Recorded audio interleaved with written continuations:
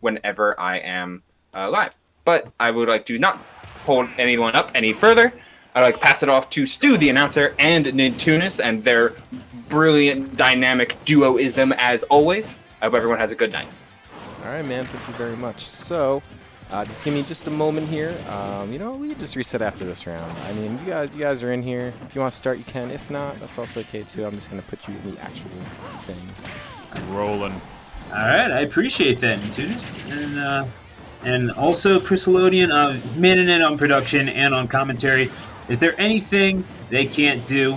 Obviously not. That's why they're involved in the Smash World Tour, and we're busy asking for your jobs on Twitter, Nintunis. Anyway, we are going in to Sansko.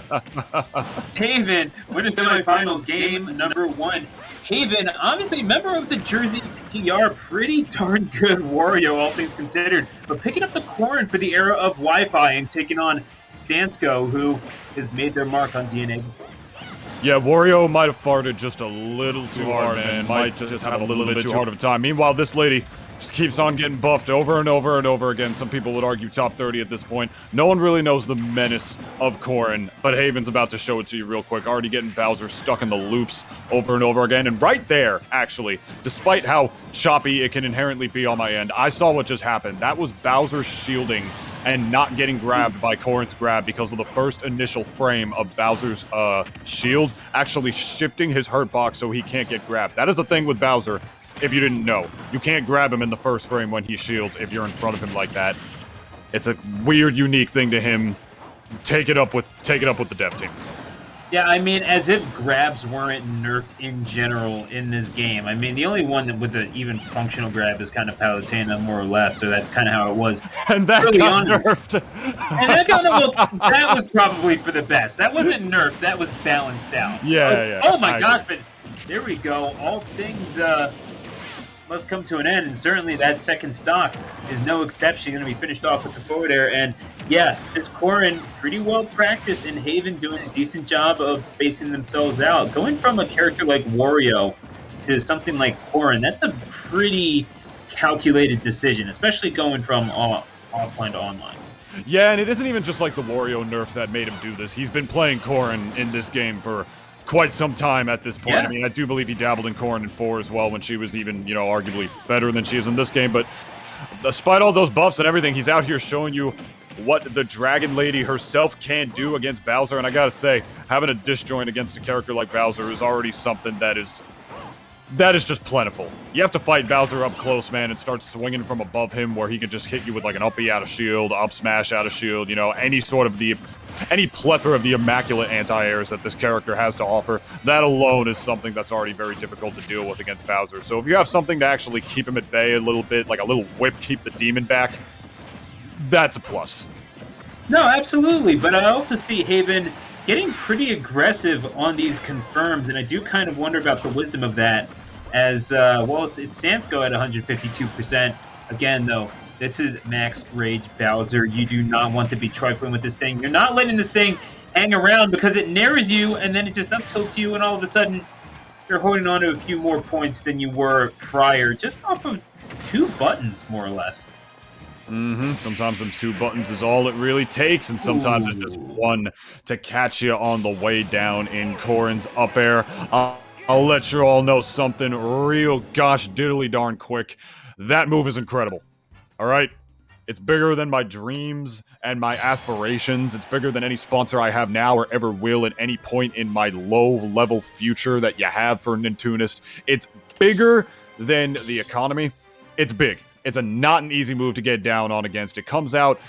That's not the quickest move, but it ain't the slowest one either. Point is, if you're a big boy like Bowser and you're on your way down, unless you mix something in the mix, like a Bowser bomb or a down air or something like that, something that Corrin won't necessarily expect if she decides to commit to something like an up air to kill you, it's going to be pretty hard for you to get down against that move when you're one of the thickest lads in the game. Just my 2 cents.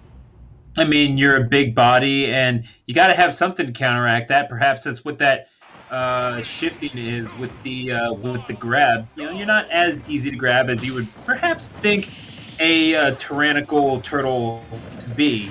And tyrannical, I do mean, in fact, just large, though indeed tyrannical is a descriptor as well. And this is where the comparison breaks down. On to game number 2 we go. On to game number 2, ladies and gentlemen. Game number 2 already looking a lot better for Sansko. Got Haven off the ledge right here and popping him up, chasing with the up air. Does he get it, though? Oh, wow, and that's stock already. Holy moly, what a quick 0 to death by Sansko right there. Wow. I mean, just, again, that's the problem. You think that you can get back safely with that down air. Sansko was there with that disjoint, with the forward air, and just is so quick to come out. That move, how many times have we seen people just fall victim to it where they thought they had no business getting hit by it? Too many times. Absolutely too many times, Stu, over and over again. It's not an easy one to deal with by any stretch, but there you go. The stock taken on the part of Sansko by Haven right there to even things out. Only about 45% on the Corrin so far. Absolutely nothing that a character like Corrin can't make up. Especially, I don't even want to say this has something to do with Bowser's weight necessarily. Corrin is the kind of character that just puts you in the mix. Like, for sure, my friend. All this character needs to really get all that clean damage that she needs on you is one falling there, one falling up air, or potentially even a side B if you're fighting her in the actual neutral. Because this character is... One of the amazing things about her back and forth is that she got you in that mix and set up a lot of 50-50s off of one interaction, one stray hit. That was easy for her to get because of her long-range disjoints. In this game, it's essentially the same thing, albeit she's a little bit slower. Except now air dodging is not as good as it was back in Smash 4, so now it's a lot harder to get out of Corrin's combos once she actually touches you. And being as big as Bowser is just, one more plus. And now, just trying to get back into this one, sitting at 51%. I mean, it's not an impossible proposition, but Sansko making it look all the more difficult. And you just do not have leads against this ginormous King Koopa. Like, what are you going to do?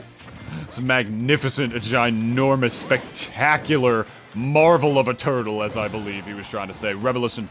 Only comparable to Michelangelo from Teenage Mutant Ninja Turtles, but he's not in the game yet. It's not injustice, unfortunately. Yeah, you see Sansko, he's trying really hard fishing for the stock.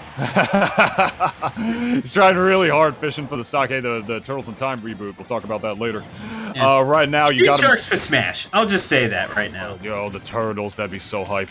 He's fishing so hard for these nairs right now in Sansko. Bowser, of course, loves to set up kill confirms off of that back air. He plays a little bit of the ultimate stereotype in that fact that his neutral layer does just about everything for him, but Haven caught him in the classic Corrin mix-up right there. In this game, man, that is just so much more prominent than it is in any other ones, man. You can't really SDI out of that once Corrin actually has you charging, and it charges for about 6 seconds longer because of how much longer you can charge smash attacks in this game.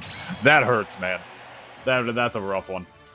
Yeah, but that's to know that Sansko's just going to have to hold, and Haven moving on to winner's final. I mean, getting right back in form just in time, and that's sitting in winner's final with the Corrin.